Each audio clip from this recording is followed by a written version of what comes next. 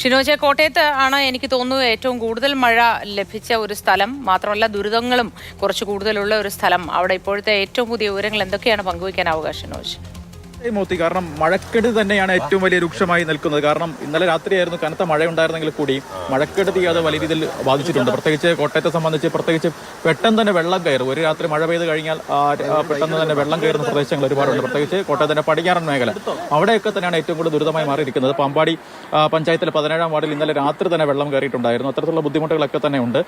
മാത്രമല്ല നെടുങ്കുന്നം ഭാഗത്ത് ചെറിയ മഴ പെയ്തപ്പോൾ തന്നെ അവിടെയൊക്കെ വെള്ളം കയറി. ആ രീതിയിലുള്ള ബുദ്ധിമുട്ടാണ്. മഴക്കെടുതിയാണ് ഏറ്റവും അധികം രൂക്ഷമായി നിൽക്കുന്നത്. ഞാനിപ്പോൾ നിൽക്കുന്ന ഈ ഭാഗത്തൊക്കെ തന്നെ ദൃശ്യങ്ങൾ കാണാം. ഈ പുതുപ്പള്ളി പഞ്ചായത്തിന്റെയും മീനടം പഞ്ചായത്തിന്റെയും ഒക്കെ അതിരാണ്. അവിടെയൊക്കെ തന്നെ വലിയ രീതിയിലുള്ള നാശനഷ്ടങ്ങൾ ഇതിനോടകം തന്നെ ഉണ്ടായിട്ടുണ്ട്.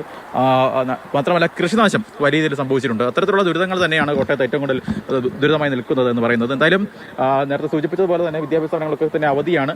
മാത്രമല്ല ഈരാറ്റുപേട്ട വാഗമൺ റോഡിൽ അവിടെ രാത്രികാല യാത്രയ്ക്ക് കളക്ടർ ഇതിനോടകം തന്നെ നിരോധനം ഏർപ്പെടുത്തിയിട്ടുണ്ട്.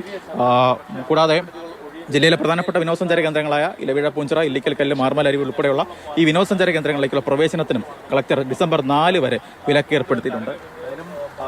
ഈ വലിയ രീതിയിലുള്ള ബുദ്ധിമുട്ട് ഈ നാട്ടുകാരെ സംബന്ധിച്ചുണ്ട്. പ്രത്യേകിച്ച് ഈ പുതുപ്പള്ളിക്ക് അടുത്തുള്ള കൊട്ടാരത്തിൽ കടവത്ത ഭാഗത്തൊക്കെ വീടുകൾ ഉൾപ്പെടെ വെള്ളം കയറിയതായിട്ടാണ് നമുക്ക് മനസ്സിലാക്കാൻ കഴിയുന്നത്. അത്തരത്തിലുള്ള ബുദ്ധിമുട്ടാണ് ഏറ്റവും അധികം ഉള്ളത്. കാരണം ഈ വെള്ളം ഇനി ഇറങ്ങിപ്പോകുന്നു. പ്രത്യേകിച്ച് മഴ ശമിച്ചിട്ടുണ്ട്. ആ രീതിയിലാണെങ്കിൽ വെള്ളം ഇന്ന് ഉച്ചയോട് കൂടി തന്നെ വെള്ളം ഇറങ്ങിപ്പോകാനുള്ള സാധ്യതകളുണ്ട്. ഇപ്പോൾ ഈ കരകവിഞ്ഞ് ഒഴുകുന്നതൊക്കെ തന്നെ ചെറിയ രീതിയിലുള്ള തോടുകളും അത്തരത്തിലുള്ള കൈവഴികളും ഒക്കെ തന്നെയാണ്. ഈ ദൃശ്യങ്ങൾ കാണുന്നത് ഞണ്ടുപാലത്തുള്ള ആറാണ്. അവിടെ ഈ ദൃശ്യങ്ങൾ കാണുന്ന പോലെ തന്നെ കരകവിഞ്ഞ് ഒഴുകുകയാണ്. മാത്രമല്ല ചെറിയ രീതിയിലുള്ള ഇത്തരത്തിലുള്ള തോടുകളും ഒക്കെ തന്നെ നേരത്തെ തന്നെ ഇന്നലെ വൈകിട്ടോട് കൂടി തന്നെ കരകവിഞ്ഞ് ഒഴുകുന്ന സ്ഥിതിയിലേക്ക് കാര്യങ്ങൾ എത്തിയിട്ടുണ്ട്. ഇപ്പോൾ ഏറ്റവും പ്രധാനപ്പെട്ട വാർത്ത എന്ന് പറയുന്നത് കോട്ടയത്ത് 2 ദുരിതാശ്വാസ ക്യാമ്പുകൾ തുറന്നിട്ടുണ്ട്. ചങ്ങനാശ്ശേരി താലൂക്കിലും അതുപോലെ തന്നെ പുതുപ്പള്ളി പഞ്ചായത്തിലുമാണ് അത്തരത്തിൽ 2 ദുരിതാശ്വാസ ക്യാമ്പുകൾ തുറന്നിരിക്കുന്നത്. ജില്ലാ ഭരണകൂടമാണ് ഇത് സംബന്ധിച്ച് അറിയിപ്പ് നൽകിയിരിക്കുന്നത്. ചേട്ടാ, അങ്ങോട്ടൊക്കെ നല്ല മഴയാണോ? വെള്ളം കയറി കിടക്കുക. മൊത്തം വെള്ളം.